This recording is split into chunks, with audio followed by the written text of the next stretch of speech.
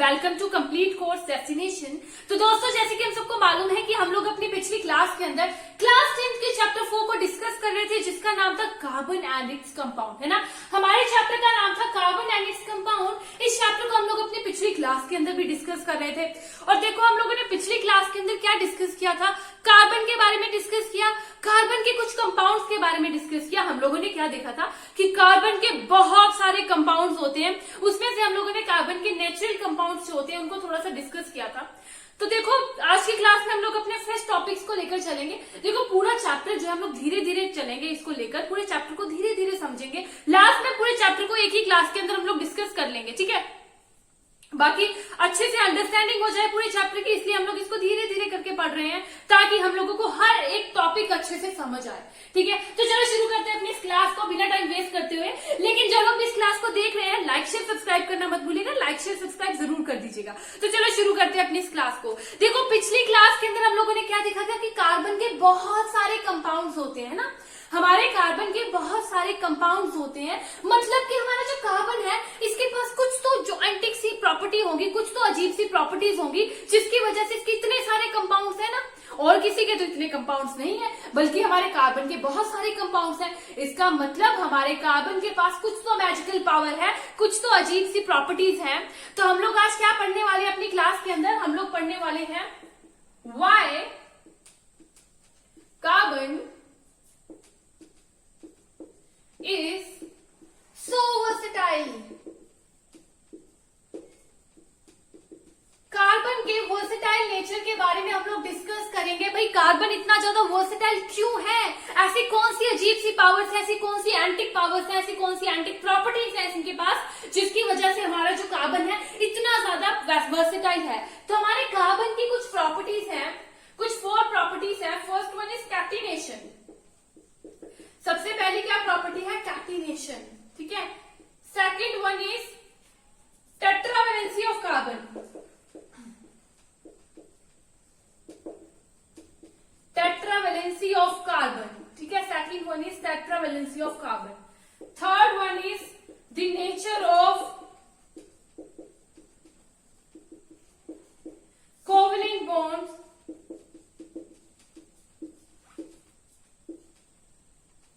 Covalent bond form by carbon. ये हमारी third property हो गई। फोर्थ कौन सी, ability to form single, double और triplet bond. Ability to form single, double और ट्रिपल बॉन्ड।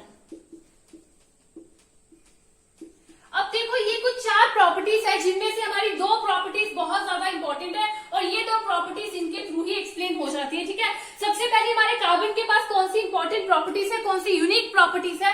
सबसे पहले तो जो हमारी है कैटिनेशन, ठीक है। सबसे पहली प्रॉपर्टी क्या होगी, catenation. Second one is tetravalency of carbon, carbon की टेट्रावैलेंसी। थर्ड वन की कार्बन के अंदर जो कोवलेंट बॉन्ड फॉर्म हो रही है उसका nature. And fourth one is its ability to form single, double और ट्रिपल बॉन्ड, ठीक है। ये कुछ हमारी उसकी प्रॉपर्टीज है। सबसे पहले हम लोग डिस्कस करेंगे अबाउट कैटिनेशन। कैटिनेशन के बारे में हम लोग सबसे पहले डिस्कस करेंगे। तो देखो, हमारा जो कार्बन है उसके पास एक यूनिक कैपेसिटी है, उसके पास एक यूनिक एबिलिटी है कि वो दूसरे कार्बन एटम के साथ जो है कंबाइन हो सकता है। They can form bond with other carbon atom. जो हमारा कार्बन एटम है उसके पास एक यूनिक एबिलिटी है to form bond with other carbon atom, to combine with other carbon atom, ठीक है। To combine with other carbon atom, दूसरे कार्बन एटम के साथ कंबाइन करने की पावर है हमारे कार्बन में, ठीक है। कार्बन क्या कर सकता है, और दूसरे कार्बन एटम्स के साथ कंबाइन कर सकता है। This is called the catenation. इसी को कह दिया जाता है कैटिनेशन।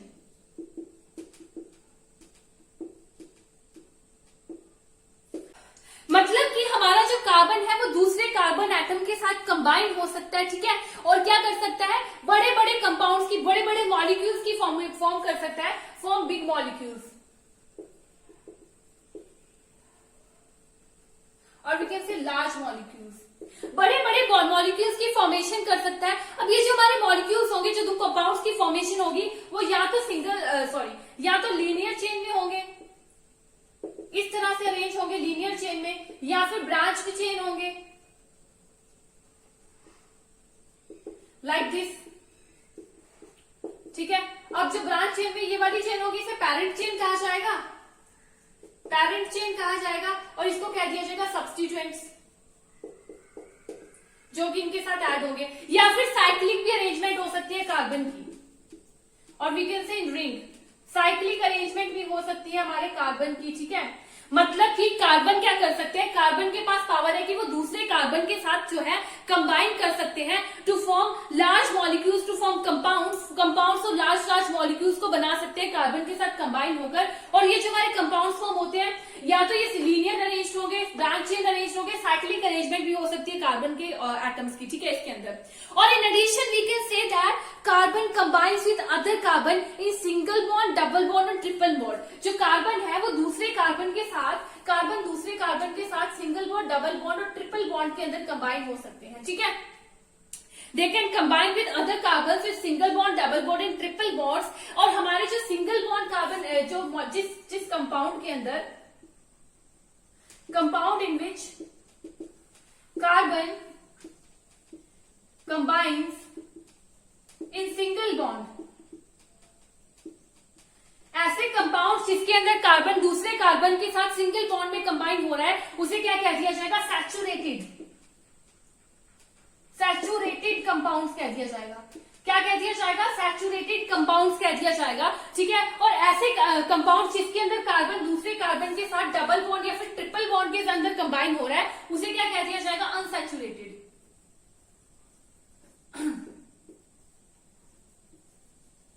उन्हें क्या कह दिया जाएगा, अनसैचुरेटेड कंपाउंड्स कह दिया जाएगा। यहां तक बात क्लियर है।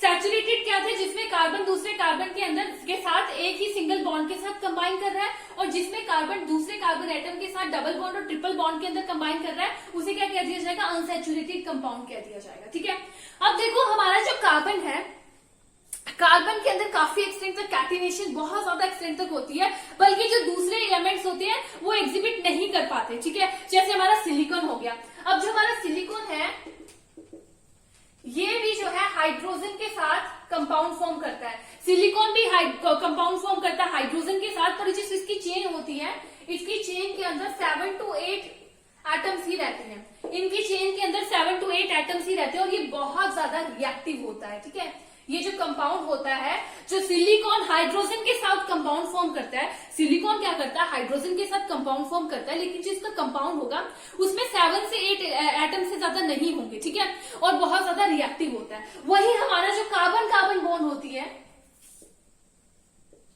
कार्बन कार्बन बॉन्ड होती है, वो बहुत ज्यादा स्ट्रॉन्ग होती है, और उसी के साथ साथ स्टेबल भी होती है ना। जो कार्बन कार्बन बॉन्ड होती है काफी ज्यादा स्ट्रॉन्ग होती है, और उसी के साथ जो है हमारी कार्बन कार्बन बॉन्ड स्टेबल भी होती है। ठीक है, यहां तक बात क्लियर होगी हमारी कार्बन की, कि कार्बन जो बॉन्ड होगी बहुत ज्यादा स्टेबल होगी, और उसी के साथ साथ जो है बहुत ज्यादा जो है स्ट्रॉन्ग भी होगी। Okay, and this give rise to the large number of compounds with many carbon atoms like to link to each other। बहुत ज्यादा कंपाउंड्स की फॉर्मेशन कर सकते हैं, जिसके अंदर बहुत सारे कार्बन एटम दूसरे कार्बन एटम्स के साथ लिंक कर सकते हैं। ठीक है, तो दिस इज आवर कैटिनेशन, यही हमारी कैटिनेशन थी, ये हमारे कार्बन की प्रॉपर्टी थी, जिसकी वजह से हमारा कार्बन इतना ज्यादा वर्सेटाइल है। क्योंकि जो कार्बन है ये क्या करता है, दूसरे कार्बन एटम के साथ कंबाइन कर सकता है। ठीक है, बड़े बड़े मॉलिक्यूल्स, बड़े बड़े कंपाउंड्स फॉर्म कर सकता है। उसी के साथ साथ हमारा जो कार्बन है वो क्या करता है, दूसरे कार्बन एटम के साथ सिंगल बॉन्ड, डबल बॉन्ड और ट्रिपल बॉन्ड में भी कंबाइन कर सकता है। और सिंगल बॉन्ड को क्या कह दिया जाता है, सैचुरेटेड कंपाउंड, और डबल बॉन्ड और ट्रिपल बॉन्ड को क्या कह दिया जाता है, अनसैचुरेटेड कंपाउंड कह दिया जाता है। ठीक है, यहां तक बात आ गई आपकी, क्लियर हो गई। अब देखो हम लोग सेकंड बात करेंगे टेट्रावैलेंसी ऑफ कार्बन। ठीक है, सेकंड हम लोग क्या डिस्कस करेंगे, about the tetravalency of carbon. Carbon की टेट्रावैलेंसी, देखो हम सबको मालूम है ना कि जो हमारा कार्बन होता है, कार्बन की वैलेंसी कितनी होती है, कार्बन की वैलेंसी कितनी होती है, ये बात तो क्लियर है एकदम। कार्बन की वैलेंसी होती है 4, मतलब कि carbon is capable to combine with 4 carbon other carbon atoms और 4 अदर एलिमेंट्स ऑफ, ठीक है, 4 other elements of monovalent, sorry 4 other monovalent elements, ठीक है। जो हमारा कार्बन होता है, कार्बन कैपेबल होता है to combine with other 4 carbon atoms और अदर मोनोवैलेंट एलिमेंट्स, ठीक है।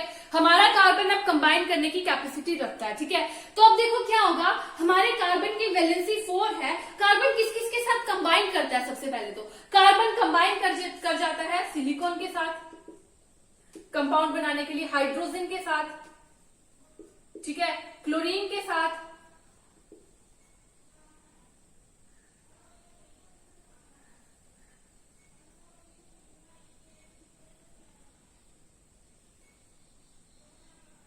नाइट्रोजन के साथ,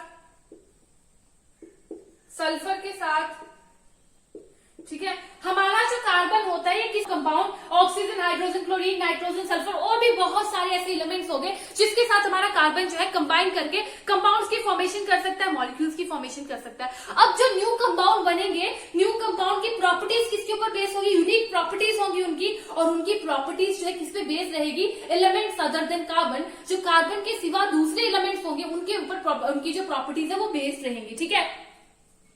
ये हमारे कार्बन की बात हो जाती है। तो देखो हमारा जो कार्बन है इसके पास इतनी एबिलिटी है कि ये दूसरे कार्बन के, दूसरे एलिमेंट्स के साथ या दूसरे कार्बन के साथ अटैच होकर जो है अपनी न्यू फॉर्मेशन कर सके, ठीक है। अब जो हमारे एटम होंगे, कार्बन जो बॉन्ड बनाएगी ना, जो कार्बन दूसरे एलिमेंट्स के साथ बॉन्ड बनाएगी, जब carbon make bond with other elements,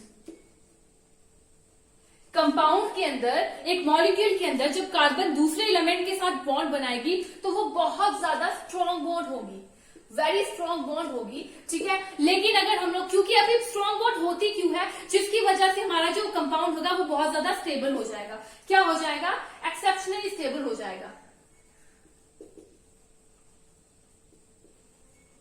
तो क्या होगा, हमारा जो कार्बन होगा वो एक कंपाउंड के अंदर दूसरे एलिमेंट्स के साथ जो है स्ट्रॉन्ग बॉन्ड बनाता है, बॉन्ड बहुत ज्यादा स्ट्रॉन्ग होती है, जिसकी वजह से क्या होता है, एक्सेप्शनली स्टेबल हो जाता है हमारा कंपाउंड पूरा, ठीक है। तो हमारा कार्बन जो है ये इतनी स्ट्रॉन्ग बॉन्ड बनाता है क्यों, क्योंकि कार्बन का साइज बहुत ज्यादा स्मॉल है, because of size small size की वजह से इतनी स्ट्रॉन्ग बॉन्ड की फॉर्मेशन करता है। वहीं अगर हम लोग कोई बड़ा किसी मॉलिक्यूल के एटम, कोई एलिमेंट का एटम बहुत ज्यादा बड़ा होगा तो उसकी बॉन्ड कैसी होगी, वीक बॉन्ड होगी, इतनी स्ट्रॉन्ग बॉन्ड नहीं होगी, ठीक है। ये बात हो जाती है हमारी किसकी, कार्बन की, टेट्रावैलेंसी ऑफ कार्बन। अब देखो ये चीजें हम लोगों ने इसी के अंदर डिस्कस कर ली, कार्बन कोवलेंट बॉन्ड की नेचर कैसा था, सैचुरेटेड था, अनसैचुरेटेड था, फिर हमारी कैसी कैसी बॉन्ड फॉर्म होती थी, सिंगल, डबल, ट्रिपल बॉन्ड, ये सब हम लोगों ने इसके अंदर डिस्कस कर लिया है, ओके।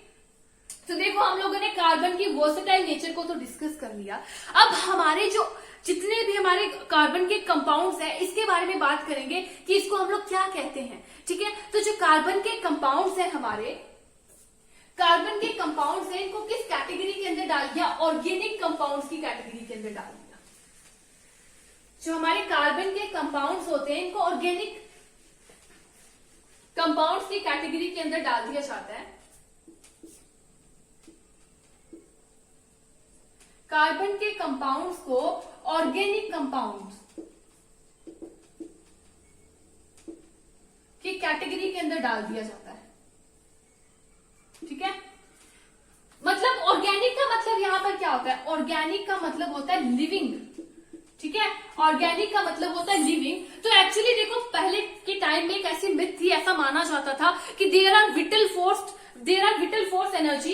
यहाँ पर क्या है, विटल फोर्स जो है थ्योरी मानी जाती थी, वाइटल फोर्स थ्योरी। ऐसा माना जाता था कि वाइटल फोर्स थ्योरी है which is responsible for making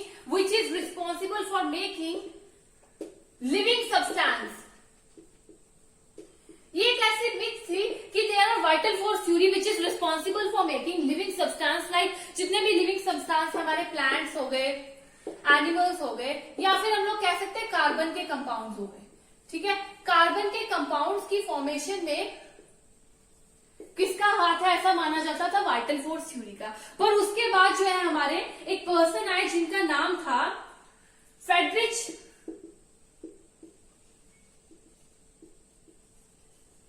Friedrich Waller, जिन्होंने कब किया, 1822 के अंदर इस थ्योरी को जो है बिल्कुल ही डिस्कार्ड कर दिया। उन्होंने इस थ्योरी को डिसअप्रूव कर दिया। जो हमारे फ्रेडरिच वॉलर थे 1828 के अंदर उन्होंने इस थ्योरी को जो है डिसअप्रूव कर दिया by the formation of urea. उन्होंने क्या किया, यूरिया की फॉर्मेशन की। ठीक है, और किससे की थी यूरिया की फॉर्मेशन, अमोनियम साइनेट से, फ्रॉम अमोनियम साइनेट। तो फ्रेडरिच वॉलर जी थे जिन्होंने 1828 के अंदर हमारी वाइटल फोर्स थ्योरी थी, इस बात की जो हमारी धारणा बन चुकी थी, इसको बिल्कुल ही डिस्करेज किया, इस बात को बिल्कुल डिसअप्रूव किया। उन्होंने कहा कि उन्होंने क्या किया, फॉर्मेशन किया यूरिया का अमोनियम साइनेट से। तो एक्चुअली हमारा अमोनियम साइनेट क्या है, अमोनियम साइनेट एक इनऑर्गेनिक कंपाउंड है, या फिर नॉन लिविंग हम लोग कुछ भी कह सकते हैं, इनऑर्गेनिक कंपाउंड है। ठीक है, जो हम लोग कह सकते हैं मिनरल्स में से मिलता है। ठीक है, मिनरल्स में से मिलता है, लेकिन यूरिया क्या है, urea is organic compound. Organic compound की फॉर्मेशन की with the help of inorganic compound. ठीक है, तो इसके बाद से हमारे जो ऑर्गेनिक कंपाउंड्स हैं, ऑर्गेनिक कंपाउंड्स की डेफिनेशन चेंज होने लगी। ठीक है, तो ऑलमोस्ट हमारी पूरी केमिस्ट्री किस पे बेस्ड है, हाइड्रोकार्बन्स पर। हाइड्रोकार्बन्स पर ऑलमोस्ट पूरी ही केमिस्ट्री बेस्ड है। ठीक है, तो जितने भी हमारे ऑर्गेनिक कंपाउंड होते हैं किससे बने होते हैं, या तो हाइड्रोकार्बन्स या फिर उसके डेरिवेटिव्स। अब हाइड्रोकार्बन्स क्या है, हाइड्रोजन और कार्बन का कॉम्बिनेशन, जो कि पेरेंट ऑर्गेनिक कंपाउंड है। हाइड्रोकार्बन्स क्या होते हैं, पेरेंट ऑर्गेनिक कंपाउंड होते हैं, जबकि हमारे डेरिवेटिव्स क्या होते हैं, अदर ऑर्गेनिक कंपाउंड्स होते हैं जो एक या एक से ज्यादा हाइड्रोजन को रिप्लेस कर देते हैं। ठीक है, तो ये बात, बाकी हम लोगों को पढ़ना क्या है, हमें हाइड्रोकार्बन्स के टाइप्स को पढ़ना है। ठीक है, that are saturated hydrocarbons and unsaturated hydrocarbons. Saturated hydrocarbons and unsaturated hydrocarbons. तो सैचुरेटेड हाइड्रोकार्बन्स क्या थे, जिसमें कार्बन के बीच में से सिंगल बॉन्ड थी। कार्बन और कार्बन के बीच में सिंगल बॉन्ड होती है, इसके अंदर एडिशनल पावर्स नहीं होती, कोई भी चीज ऐड करने की पावर नहीं होती। अगर कोई भी चीज ऐड होगी तो बॉन्ड टूट सकती है। और इसकी एग्जाम्पल क्या होगी, इसकी एग्जाम्पल होगी हमारी अल्केन्स।